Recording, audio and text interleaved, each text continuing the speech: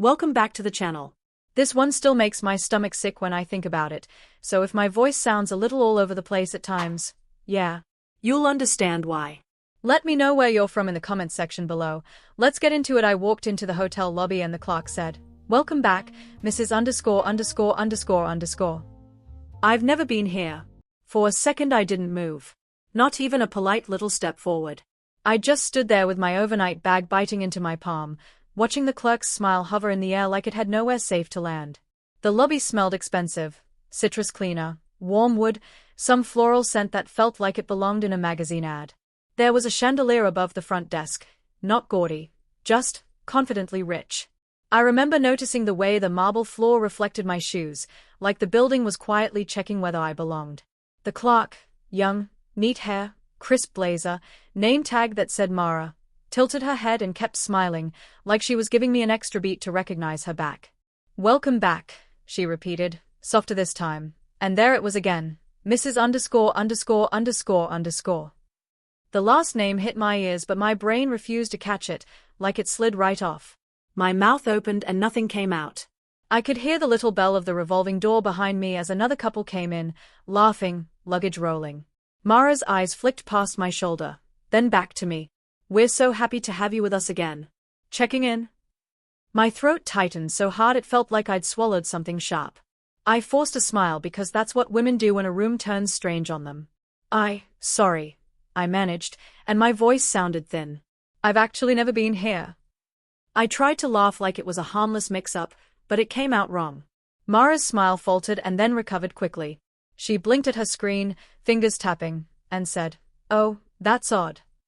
Then, like she was trying to help, she added, "You were with us last month. 2 nights. Same email. Same phone number. We still have your preferences noted."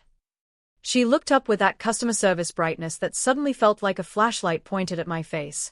"Would you like the same room arrangement again?" It was the way she said again that did it. My stomach dropped, slow and heavy, like an elevator snapping past the floor it was meant to stop on. I felt sweat gather between my shoulder blades under my coat. My fingers started tingling, that prickly numbness you get when your body decides you're in danger before you've even agreed. "What preferences?" I asked, and even as I said it I hated myself for sounding curious instead of furious. Mara glanced down like she wasn't sure she should answer. "Just little notes," she said carefully. "Extra pillows. No minibar restock. Sparkling water delivered around 6. And," she stopped, cheeks coloring slightly, and looked back up at me with a polite, apologetic expression. "I'm sorry, I'm not sure what's going on. Maybe it's a similar name." She reached for my ID with a small gesture. "Could I just confirm your details?" My hand moved on its own. I slid my driver's license across the marble counter, watching my own name face up like evidence. Mara looked at it, then at her screen, then back at my ID, and her eyebrows pulled together. "It matches," she said quietly. Not accusing. Just confirming. She clicked something and turned her monitor slightly, just enough that I could see a profile page with my first name, my birthday month and day, and an email address that made my mouth go dry because I knew it by heart. It was the email I'd used for everything since college. The one my friends could recite. The one my husband used to sign into our streaming accounts. The one that was currently sitting right there on a hotel screen like it had been living here longer than I had. I swallowed hard, and I could hear my pulse in my ears like a drum. "That email," I said, and I sounded calmer than I felt, which almost scared me more, "is mine." Mara nodded, still staring at the screen like it might explain itself if she looked long enough. "And the phone number on file is ending in," she glanced up at me. 38, correct. My phone number. The one I'd had for 7 years. My body did this weird thing where it wanted to sit down and run at the same time. Behind me, a luggage cart clinked. Someone at the bar laughed. The world kept being normal while my brain was scrambling to find a normal explanation that would keep my marriage intact. I want to stop here and do that thing where people say, and that's when I knew, like it was clean and cinematic. It wasn't. This is where things went wrong for me, actually, because my first instinct wasn't his cheating. My first instinct was, someone stole my identity. Because that felt safer. It felt solvable. It felt like a problem you call a bank about. Cheating is a problem that changes the shape of your life. Could you print the last stay details? I heard myself ask. My voice sounded like someone else's. Mara hesitated. I'm not sure I'm allowed. I cut in, too fast. It's my name and my email. It's literally my profile. I said it with a tight little laugh that was more like a cough. Mara's eyes softened with that look people get when they think you're about to cry in public and they want to prevent it like it's a spill. One moment, she said, and she clicked around, then looked up. I can print a folio summary, yes. Since it's your account. She paused. Would you like to step aside to the lounge area while I do that? I nodded because if I spoke I might say something that sounded like panic. I walked to the side, past a tall plant arrangement, and sat on a velvet chair that was too low and too soft. My bag slid off my shoulder onto the floor with a dull thump. My hands shook as I fumbled my phone out. The screen unlocked and the first thing I saw was a text from my husband from 20 minutes earlier. Just landed. See you soon. Love you. A stupid, ordinary message. The kind of message that had kept me steady in airports and late nights and years of work trips. I stared at it until my eyes blurred. Then I did what I always do when I'm trying not to lose control. I focused on details. The lobby music was some soft instrumental piano. The air conditioning vent above me made a faint whir. The bartender wiped a glass in slow circles. On the wall near the elevator there was a framed photo of the city skyline at night, and one building in the picture was lit in a way that looked like a crooked smile. Mara came over with a small stack of papers clipped to a branded folder. She knelt slightly so she wasn't towering over me. Here, she said gently, as if she was handing me bad medical results. It looks like there were 2 stays. One last month, and another one the month before. Both booked through our website. Both attached to your loyalty account. She hesitated, then added, I'm really sorry. This is unusual. She glanced at my face like she was checking whether I was about to collapse. I took the papers with hands that didn't feel like they belonged to me. The top page had my name on it. My address. My email. Under guest name. It said Mrs. _____ again. Same blank my brain kept refusing to fill in.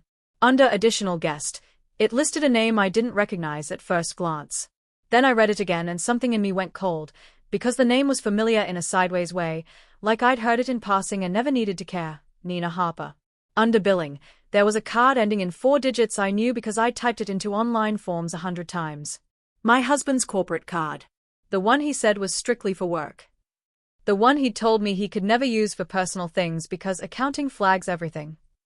I stared at the digits until the page fuzzed. It wasn't identity theft. Not random. Not some hacker. This was deliberate. This was someone close enough to know my email, my phone number, my birthday. Someone who had my husband's work card. Someone who kissed me goodbye in our kitchen that morning and asked if I wanted him to pick up milk on the way home. I looked up at Mara. My mouth was dry. Do you have security cameras? I asked, and the question sounded ridiculous even as it left my lips, like I was in a movie. Mara's eyes widened slightly.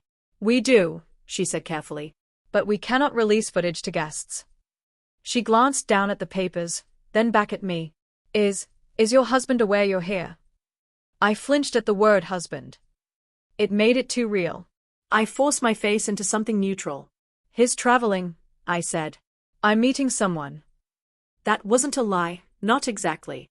Is there a manager I can speak to? Mara nodded quickly. Of course. While she went to find the manager, I stared down at the folio again. The dates were stamped clearly. 2 months ago. 1 month ago. Both times, my husband had said he was in meetings late and staying near the airport. I remembered those nights because I'd made dinner for myself and left it in the fridge with a sticky note, because he liked seeing it when he got home, like it proved we were still a team even when we missed each other. I remembered him texting me at midnight saying, "Hotel bed sucks." I remembered him calling the next morning, voice sleepy, saying, "I barely slept." My hands tightened on the papers so hard the edge cut into my finger.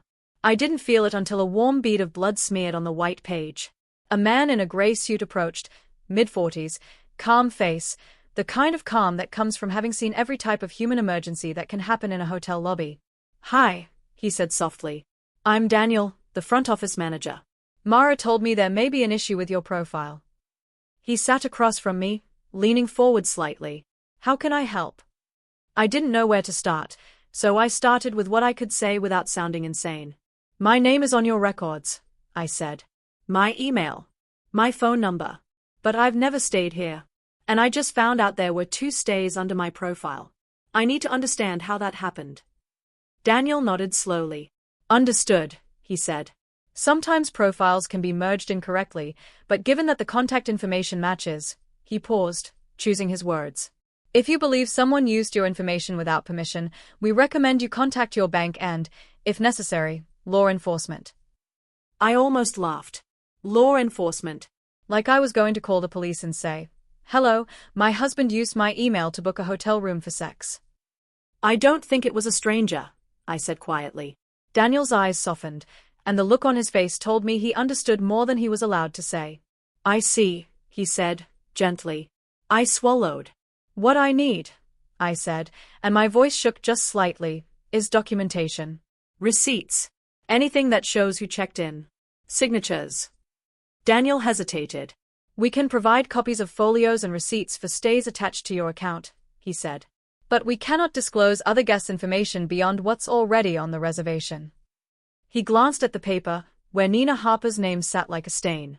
Given that the reservation lists an additional guest, that information is already disclosed. So that was real. Her name was really there. Not just a rumor. Not a suspicion. A printed confirmation. Daniel continued, for check-in signatures, we have digital authorization forms if they were used. I can print what is available. But again, if you suspect fraud, the official path. I'm not asking you to solve it, I interrupted, and I hated that my voice sounded sharp, but I couldn't help it. I'm asking for proof of what's already on your system. Daniel nodded. All right, he said quietly. Give me a moment. And, he paused, and his voice lowered. If you need a private space to review documents, we can offer a small meeting room. I nodded, grateful in a weird, humiliating way. I followed him down a hallway past a row of conference rooms. My heels clicked too loudly. Everything felt too loud. He opened a small room with a round table and a pitcher of water. He left me there with the papers and a glass. I stared at the water for a full minute before I realized my hands were shaking too much to pour it.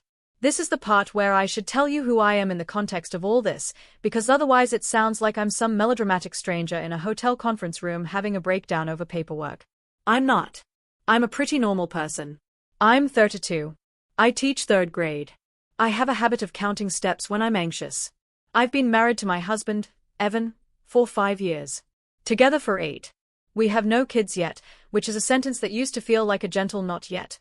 And now, sitting in that hotel room, it felt like a bullet I'd somehow dodged without knowing I was in the line of fire. Evan works in corporate consulting, lots of travel, lots of client dinners, lots of suits hanging in the closet with dry cleaning tags still attached.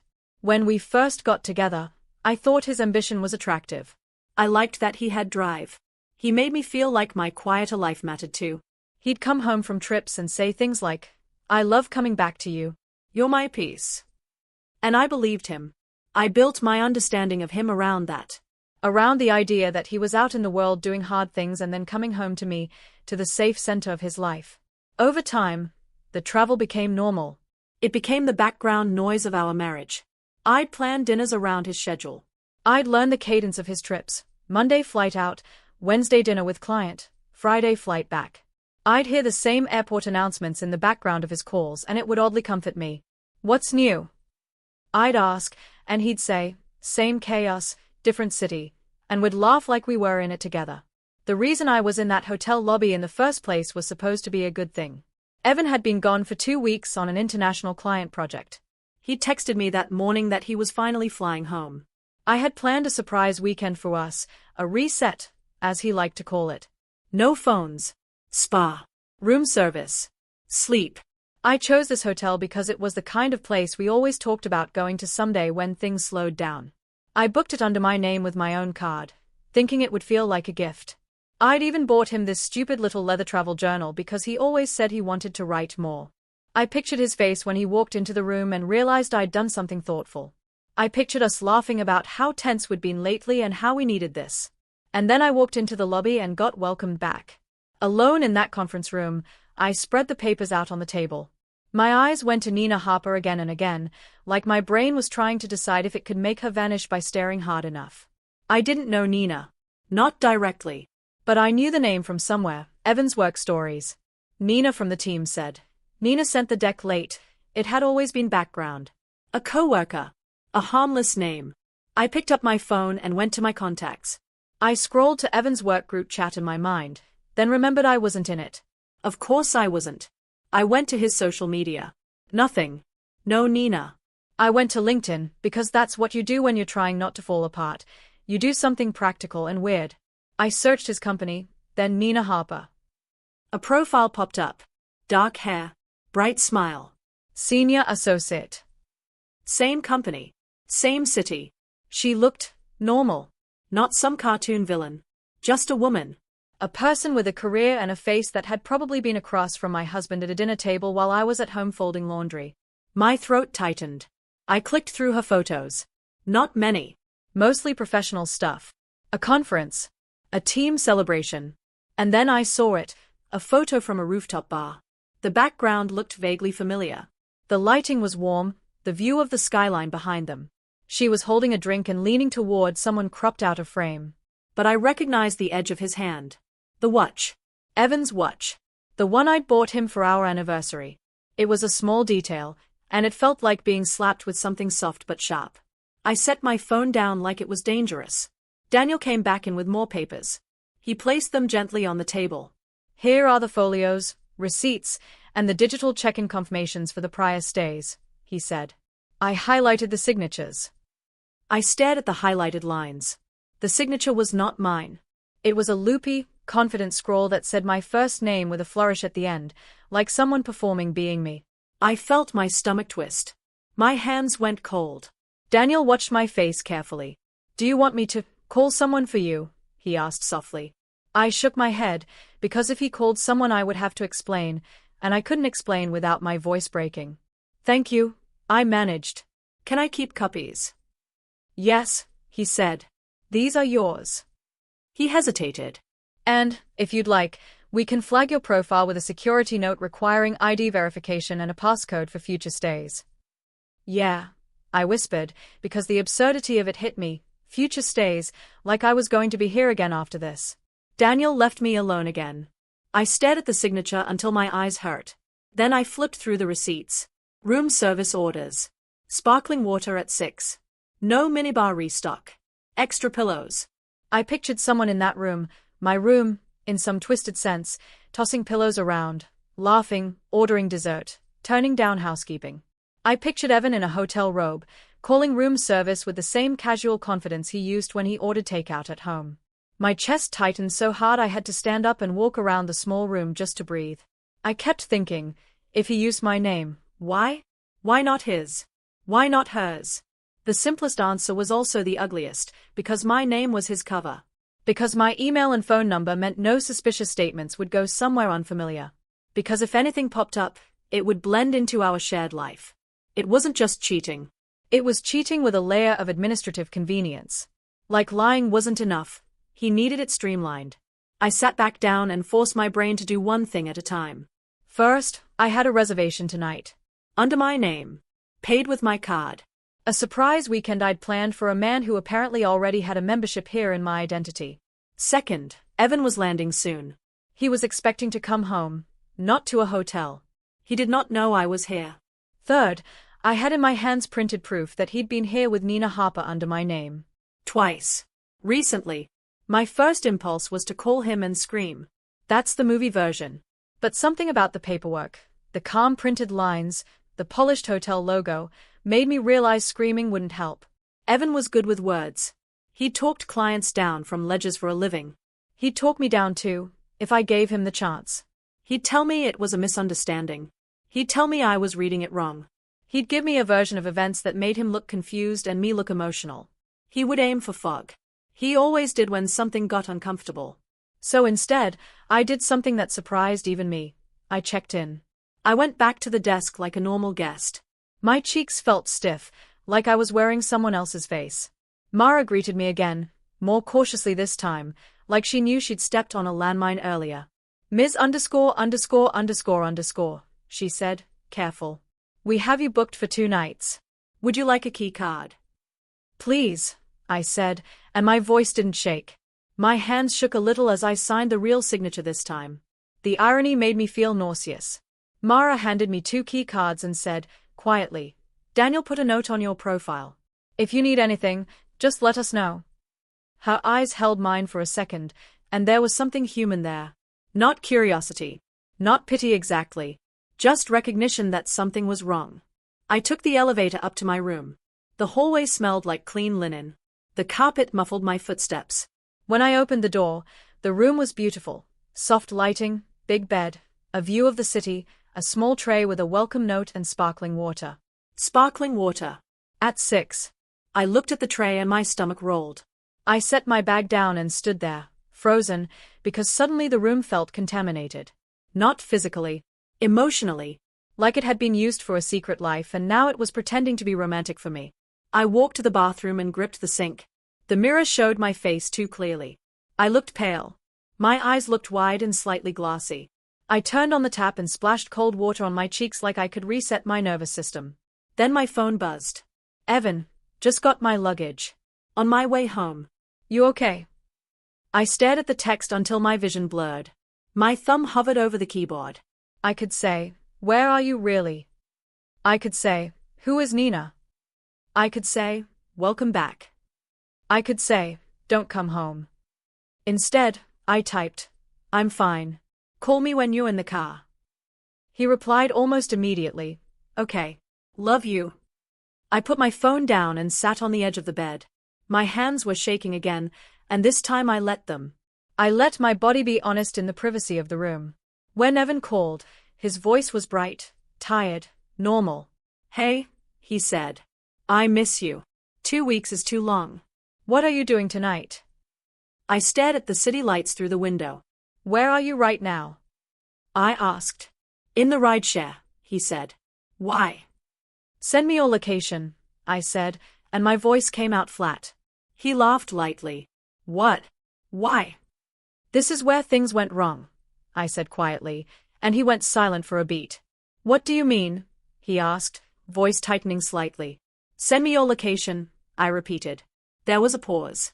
Then his tone shifted, still calm, but with an edge of irritation, like I was being inconvenient. Babe, I'm coming home. Why are you doing this? My stomach clenched. Because I'm at a hotel, I said, and my voice finally shook just a little. And the clerk welcomed me back. Silence. I could hear the faint road noise through his microphone. A turn signal. A voice in the background saying something about traffic. What hotel? Evan asked, too quickly. The one you've been staying at, I said. I looked down at the folio on the nightstand where I'd placed it like a weapon I didn't want to touch. Under my name. With my email. With my phone number. With your corporate card. And with Nina Harper. His breath hitched. Just once. A tiny crack. Then he said, what are you talking about? And there it was. The fog. I felt anger flare, hot and sudden. Don't, I said. Don't do that. Not tonight. Not with printed receipts. Evan's voice dropped. You went through my stuff. I actually laughed, but it sounded ugly. Your stuff? Evan, I walked into a hotel lobby and they said welcome back, Mrs., and I've never been here. I didn't dig. The hotel handed me proof. He was quiet for a moment, and in that quiet I could almost hear him calculating. Not grieving. Calculating. Then he said, softly, okay. Okay. Let's talk when I get home. No, I said. My voice sharpened. You're not coming home right now. What? He snapped, the calm finally cracking. Where are you? I'm not telling you, I said, and my hands stopped shaking because something in me had clicked into place. Safety. Control. You're going to tell me the truth on the phone. Evan exhaled hard. You're being dramatic. I closed my eyes. There it was again. The script. The dismissal. I'm looking at your signature pretending to be mine, I said. I'm looking at Nina's name on your reservation under my profile. Explain it. Evan's voice went cold. You don't understand how this works. That sentence made my skin crawl because it sounded like a man talking to a child. Try me, I said. Another pause. Then, carefully, Nina is a colleague. And? I said. And I used your email because it was easier, he said, like he was explaining a minor hack. Sometimes when I book, the system autofills. It's not. No, I cut in. No, Evan. The reservation says Mrs. It has my phone number. It has my birthday. It has my preferences. And it lists Nina as an additional guest. That's not autofill. That's a decision. Silence. I leaned forward, elbows on knees, gripping the phone so hard my fingers hurt. How long? I asked. Evan exhaled, long and slow, like he was annoyed he had to answer. It's not what you think. What I think is you've been sleeping with your coworker under my identity, I said, voice shaking with controlled rage. If it's not that, then what is it? Evan's voice sharpened. Lower your voice. I blinked. You're in a car, I said. No one cares. I care, he snapped. This is insane. Insane, I repeated, and something in me went oddly calm again. Okay. Then I'm going to email your HR department the hotel folios and ask if corporate cards are allowed to be used for personal stays booked under your spouse's name. Don't, he hissed immediately. Fear. Real fear. Not sadness. Not remorse. Fear of consequences. I swallowed hard. So you understand it now, I said quietly. You understand exactly what I'm saying. Evan's breathing was audible. You're trying to ruin my life, he said. No, I said. You're trying to protect it. I'm trying to understand what mine actually is. He went quiet again. Then, finally, his voice dropped into something almost honest. It happened, he said. It wasn't supposed to become a thing. I stared at the wall, because if I looked at anything soft, pillows, candles, the welcome tray, I might break. So it's a thing, I said. He didn't answer directly. I was stressed, he said. You've been busy. I've been on the road constantly. Nina was there. She understood. I laughed once, sharp. Oh, she understood, I said. How generous of her. Evan's tone tightened. Don't be cruel. I felt my throat burn. Cruel? I repeated. You called her to hotels under my name. You made her a guest in my identity. And you want me to be polite. He snapped. I didn't mean to use your name like that. But you did, I said. Twice. Maybe more. And you didn't stop. He went quiet. Then he said something that made my stomach drop in a different way. I didn't think you'd ever find out. That line. Not I'm sorry. Not I hate that I hurt you. Just, he didn't think he'd be caught. Like the harm didn't exist until it had an audience. I felt tears spill over and I wiped them hard with the back of my hand. Don't come home tonight, I said again, and my voice was raw now. I need space. Evan scoffed softly. Space, he repeated, like it was a trendy word. Where are you? I'm safe, I said. He started to argue, then stopped, because he was still scared of what I might do with proof. He said, quieter, we'll talk tomorrow. I'll talk when I'm ready, I corrected. I hung up before he could pull me back into his tone. After that, I did something I didn't expect. I started making a list. Not like a cute little pros and cons list. A survival list. I opened my notes app and typed, hands shaking, bank accounts, passwords, utilities, lease, car title, insurance, my passport, his passport, the cat's vet records. I wrote down everything I could think of because my brain needed a task that wasn't sobbing. I called my best friend, Alana, and when she answered, I didn't even say hello properly. I said, I think Evan's been cheating, and then I started crying so hard I couldn't breathe. Alana didn't ask, are you sure? She didn't say, maybe it's a misunderstanding. She said, where are you, in a voice that made it clear she was already putting on shoes. I'm at a hotel, I said, and I gave her the name. But don't come here. I don't want anyone seeing me. Alana paused. Okay, she said gently. Do you want me to come to you anyway? I hesitated. Then I said, not yet. Just stay on the phone. So she did.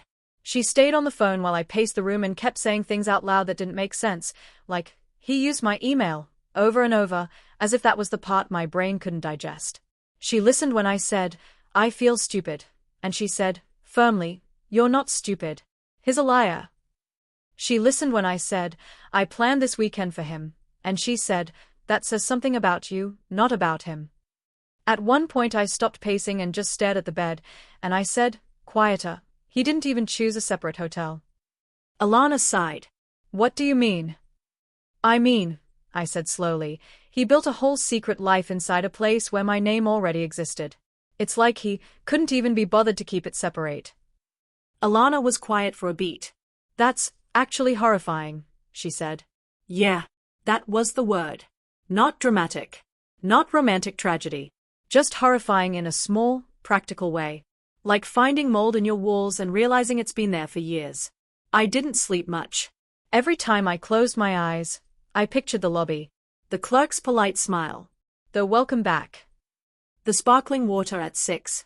I kept imagining Evan and Nina in this exact room, because the hotel had offered the same room arrangement again. I didn't know if it was literally the same room, but my brain didn't care. The betrayal leaked into everything. In the morning, I met Daniel again in the lobby. He handed me an updated printout, an account history showing all stays linked to my profile. There were 4, not 2. 4. The earliest one was almost a year ago, a time when Evan had told me he was in Chicago for a conference. I remembered that trip. I'd been sick with the flu and he'd sent me soup via delivery and told me he wished he could be home. I'd felt loved. I stared at the 4 entries until my hands went numb. Daniel said, softly, do you need assistance contacting your bank? We can also flag your profile permanently and remove it from our system if you'd prefer. Remove it, I said immediately. My voice sounded hard. Please. Daniel nodded. We can do that, he said. He hesitated, then added, for what it's worth. I see situations like this more often than you'd think. He looked almost uncomfortable, like he didn't want to sound cynical. And the part that always stands out to me is how much effort people put into hiding and how little effort they put into repairing. I stared at him, surprised by the honesty. Yeah, I whispered. That feels accurate. I left the hotel that afternoon and drove straight to Alana's place. I didn't go home. Not yet. I didn't want to walk into my own living room and see Evan's shoes by the door like nothing happened. I didn't want him to corner me in the kitchen with apologies that sounded like negotiation. At Alana's, I sat on her couch and stared at her throw blanket while she made tea I didn't drink. My body felt like it belonged to someone older. Someone who'd been carrying a weight that just got heavier. Evan texted me constantly. Please talk to me. I'm sorry. Where are you? You're blowing this up. This can be fixed. Don't do anything rash. The messages were a mess of panic and control. And underneath all of them, the same assumption, that I would come back if he said the right combination of words. He tried calling too. I didn't answer. That night, I went home while Evan was at work. I knew his schedule.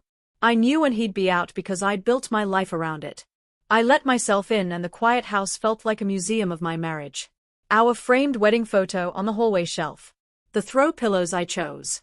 The little bowl by the door for keys. It all looked normal, which felt insulting.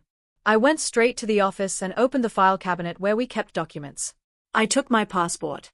My birth certificate. The folder with my teaching certification. I opened a new bank account on my laptop in the guest room, hands steady now because I had moved past shock into action. I changed passwords. I wrote down every shared bill. I took photos of the hotel folios and emailed them to myself and to Alana because I didn't trust Evan not to somehow make them disappear from my phone. Then I walked into our bedroom and opened Evan's side of the closet. His suits hung in neat rows. His shoes were lined up like he was trying to look like a man with control. I pulled out his travel bag from the shelf and unzipped it. Inside, tucked in the side pocket, was a branded hotel key card sleeve. Not this hotel's. Another one. But in it was a key card with the same hotel logo I just left. I held it in my hand for a long time. It was stupidly light for something that had just cracked my life open. I took it, put it in my bag, and zipped his travel bag back up exactly the way it was. That detail matters because later, Evan would swear he'd never left anything like that lying around. He'd say I must have imagined it, or planted it, or misremembered. But I know what I did. I know what I saw. I know how careful I was to leave things exactly as they were, because part of me still couldn't believe I was in a marriage where I needed evidence like a detective. When Evan came home that night, I wasn't there. I stayed at Alana's again. I wanted one more day of distance before I faced him in person, because I needed to see whether he would come at me with remorse or with strategy. The next day, I met him in a public place, our favorite coffee shop, midday, lots of people. If you've never had to plan a confrontation like that, good. I wouldn't wish it on anyone. I chose public because Evan cared about appearances, and I didn't trust him not to twist things if we were alone. I didn't think he'd hit me or anything dramatic like that. It wasn't that kind of fear. It was more subtle, the fear of being talked into a version of reality where I'm the unstable one again. Evan walked in and immediately looked relieved when he saw me, like my presence meant he still had access. He sat across from me and reached for my hand on the table. I pulled it back. His face tightened. "Okay," he said quietly. "So we're doing this." I stared at him. "Yes." He exhaled. "I'm sorry," he said. But his eyes didn't look sorry. They looked like he was bracing for negotiation. "I never wanted to hurt you." I didn't answer immediately, because I wanted to see if he could sit with silence without trying to control it. He couldn't. "It was a mistake," he continued quickly. "It was stress. It was stupid. It didn't mean anything." I leaned forward slightly. "You used my identity," I said. "4 times. That's not a mistake. That's a system." Evan's jaw tightened. "I didn't think of it like that," he muttered. "That's the problem," I said. "You didn't think of me." He flinched, and for a second I saw something like guilt. Then it hardened. "You're making me sound like a monster." I watched his face. "I'm describing what you did," I said calmly. "If it sounds monstrous, maybe sit with that." Evan's eyes narrowed. "Nina is gone," he said, like he was offering me a deal. "I ended it." "You ended it because you got caught," I said. "Not because you wanted to be honest." Evan's lips pressed into a thin line. "You don't know that." I opened my bag and slid the hotel key sleeve onto the table. Evan's eyes flicked to it and his face went pale. "Just like in the call. Fear again." "Explain that," I said softly. Evan stared at it like it was radioactive. "Where did you get that?" he demanded, voice rising. I stayed calm. "From your travel bag," I said. "At our house. The house you share with me. The wife whose name you used to book hotels." Evan's hands curled into fists on the table. "You went through my things," he snapped. There it was again, the pivot. Make it about my behavior. Make me the intruder. "I looked for the truth," I said. "Because you weren't giving it to me." Evan leaned forward, voice low and furious. "You're humiliating me." I blinked. "You humiliated me when you built a secret relationship under my name," I said. "You don't get to be humiliated by consequences." A barista called someone's name behind him. A couple laughed near the pastry case. Evan's face shifted as he remembered we were in public. He forced his voice down. "What do you want?" he asked, clipped. That question, so transactional, made my stomach twist. Not "how can I fix this?" Not "what do you need?" Just, "what do you want?"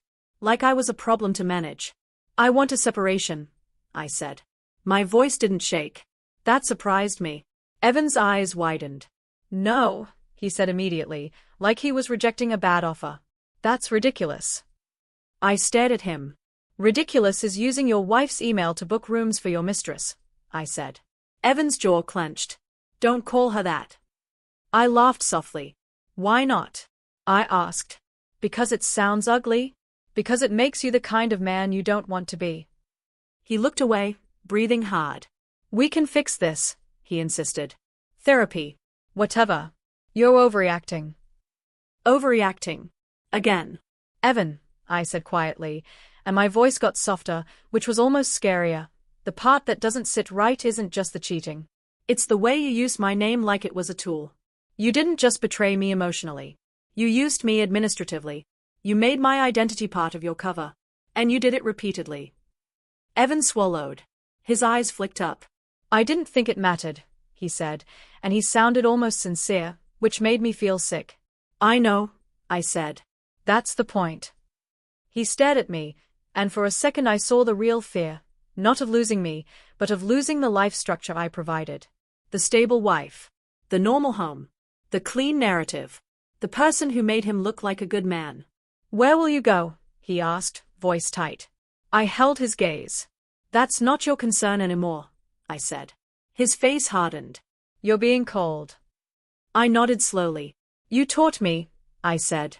We sat in silence for a moment. Evan looked like he wanted to say something that would pull me back. Something charming. Something regretful. But the truth is, charm doesn't work when your brain has finally accepted the pattern. I'll tell people you're overreacting, he said suddenly, and it came out like a threat dressed as honesty. I'll tell them you're unstable. I felt my stomach drop, but my face stayed calm. That's why I have receipts, I said, tapping the key sleeve lightly.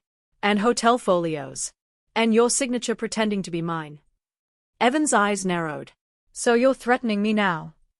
No, I said. I'm protecting myself from the story you're about to tell. He looked away, jaw working. You're going to regret this, he muttered. Maybe, I said honestly. But I'd regret staying more. I stood up. My legs felt shaky under the table, but I stood anyway. I gathered my bag and looked down at him. I'll have my lawyer contact you, I said, and his head snapped up. Lawyer, he repeated, voice sharp. I'm not negotiating my dignity with you in a coffee shop, I said. We're done. I walked out before he could respond. The next few weeks were messy. Not cinematic. Not a clean revenge plot. Just paperwork, crying in random moments, forgetting to buy groceries because my brain was fried, waking up in the middle of the night with my heart racing because my body still thought I was living in a safe life and kept crashing into the reality that I wasn't. Evan tried everything. Apologies. Gifts. Anger. Silence. He showed up at Alana's once, demanding to speak to me. Alana told him to leave, and when he didn't, she called the police, not because he was violent, but because he refused to respect a boundary. That's a detail I'm including because it's embarrassing in a very specific way, watching a man who used to present himself as rational and in control stand on a porch like a teenager, refusing to go home, because he couldn't accept that I was serious. He also tried to paint Nina as the villain. She pursued me, he said at one point, like he was a helpless object someone tripped over. That explanation doesn't really hold up when you look at 4 hotel stays under my identity, his corporate card, his signature. Pursued or not, he participated. He managed the logistics. He chose secrecy over honesty every time. I never spoke to Nina. People always ask if you confronted the other woman. The truth is, I didn't have the stomach for it. Not because I wanted to be noble. Because I didn't want Evan's choices to drag me into some humiliating triangle where I'm fighting for the position of real wife while he gets to be the prize. I refused that script. Nina might be a liar too. She might be a person who told herself a story to justify it. She might be someone who believed Evan's version of me, cold, absent, busy, whatever. Or she might not care. I don't know. I'm honest about that uncertainty. But what I do know is this: she wrote her name on a hotel reservation under mine. That's not an innocent mistake. That's active participation in deception. The uncomfortable observation I can't shake is how ordinary the betrayal looked on paper. It wasn't blood and screaming. It was line items, sparkling water at 6, extra pillows, no minibar restock. It was my email typed into a field. It was my phone number. My name used like a coupon code. The domestic details are what haunt me. Not the sex, weirdly. The idea of them in a room doesn't haunt me as much as the idea of them ordering room service under my profile like it was normal. I moved into a small apartment of my own. I took only what I needed. I left the rest because I didn't want to fight over furniture that now felt like it belonged to a version of me who didn't exist anymore. I started therapy, because if you've been with someone who can look you in the eye and calmly deny what's printed on paper, it does something to your sense of reality. I got my accounts back under my control. I changed everything. Passwords. Pins. Locks. Not because I thought Evan would break in, but because I needed the physical reassurance that my life was mine. Some days I feel furious. Some days I feel grief. Some days I feel relieved in a way that makes me guilty, because how can relief exist alongside heartbreak? But it does. It's like breathing fresh air after being in a room you didn't realize was stale. If there's a takeaway here, it's not the dramatic trust your gut line people love. My gut didn't scream at first. It whispered. And I kept turning down the volume because I wanted my marriage to be true. What I tell you instead is this: pay attention to how someone responds when reality inconveniences them. Evan didn't respond with accountability. He responded with fog, with minimization, with anger that I dared to notice. That's who he was long before the hotel lobby. The lobby just forced the truth into the open, wearing a name tag and holding a printed folio. And the thing that still lingers, the thing that feels unfinished, is that I don't know if Evan ever understood why the identity part was so violating. Not just you cheated, but you used me. I don't think he sees that as a separate cruelty. I think he sees it as efficient. And that's the kind of mindset you can't fix with flowers and apologies. That's a wiring problem. Thanks for watching. If you've ever had a moment like this, some small, everyday sentence from a stranger that cracked your whole relationship open, share your story in the comments. I read them. And I swear, sometimes it helps just knowing you weren't the only one standing in a lobby trying to breathe through shock.